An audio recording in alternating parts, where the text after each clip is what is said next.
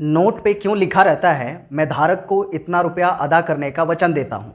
आप नोट का इस्तेमाल रोज़ करते हैं और आपने नोट में ये बात ज़रूर नोट की होगी कि हर नोट पे एक बात लिखी होती है, I promise to pay the bearer the sum of dash rupees.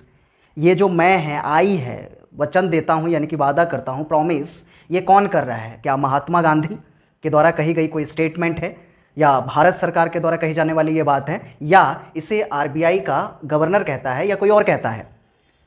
कुछ को 10, 20, 50, 100 तो कुछ को हज़ारों में, कुछ को 10, 20, 50, 100 तो कुछ को हज़ारों में मैंने इंसान को बिकते देखा है सरे बाज़ारों में।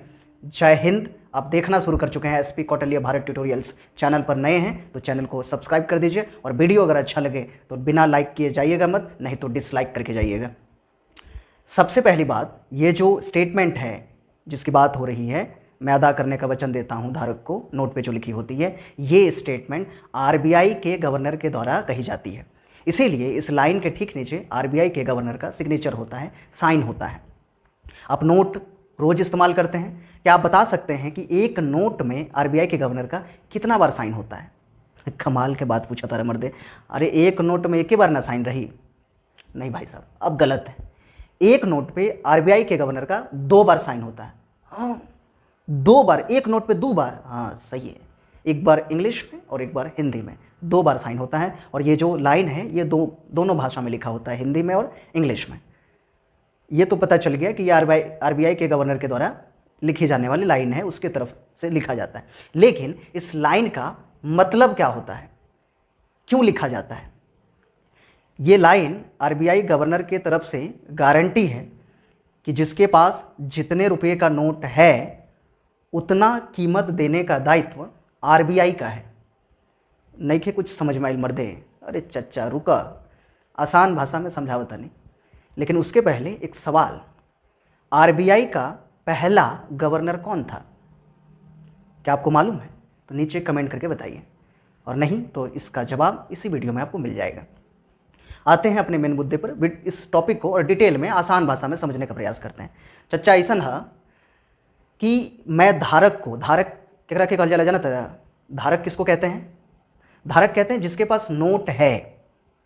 यानी कि मेरे पास अगर 50 रुपया है तो मैं 50 रुपया का क्या हुआ? धारक हुआ। अगर चच्चा तोहरा लगे 100 रुपया है तो आप 100 रुपया के क्या हुए? धारक हुए। यानी कि जिसके पास जो नोट है उसका वो क्या हुआ? धारक हुआ। और उसको वचन देता हूँ, यानी कि उसको ये भरोसा दिया जाता है, उससे ये वादा किया जाता है कि नोट पे जितना लिखा है उसका उतना कीमत है। कैसन भरोसा, कैसन वादा?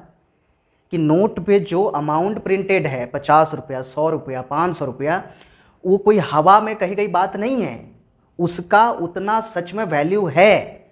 और आप उस नोट को देके उतना का कीमत के बराबर कोई दूसरी वस्तु खरीद सकते हैं ना। इसे खाली कह देला से हो जाए? अरे मर्दे, हम साइन करके देता नहीं, आरबीआई का गवर्नर उस पर साइन करके देता है। ले भाई साहब, लिख के दे रहे हैं और साइन कर दे रहे हैं, वो भी 2 बार। अब तो विश्वास हो गई कि इन नोट पे जितना अमाउंट प्रिंटेड है उसका वैल्यू उतना ही है। हाँ अब ठीक है, अब विश्वास हो गई।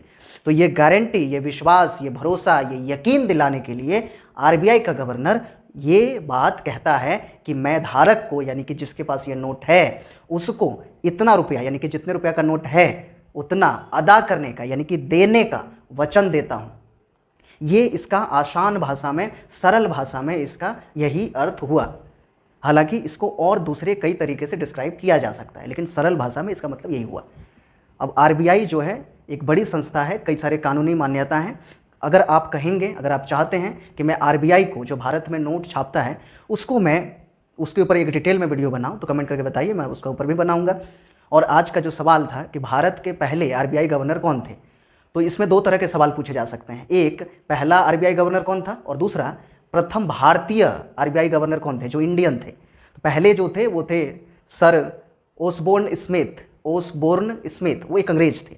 उसके बाद जो पहले भारतीय बने थे वो थे सीडी देशमुख, जिनका पूरा नाम है चिंतामन द्वारकानाथ देशमुख। आशा करते हैं इस वीडियो से आपको कुछ नया सीखने को मिला होगा, कुछ नई जानकारी मिली होगी कि नोट पे ये बात क्यों लिखी रहती है। अगर वीडियो अच्छी लगी है तो लाइक और सब्सक्राइब करके चैनल को अवश्य जाइए। अगर पसंद नहीं आया है तो डिसलाइक ठोक करके जाइए।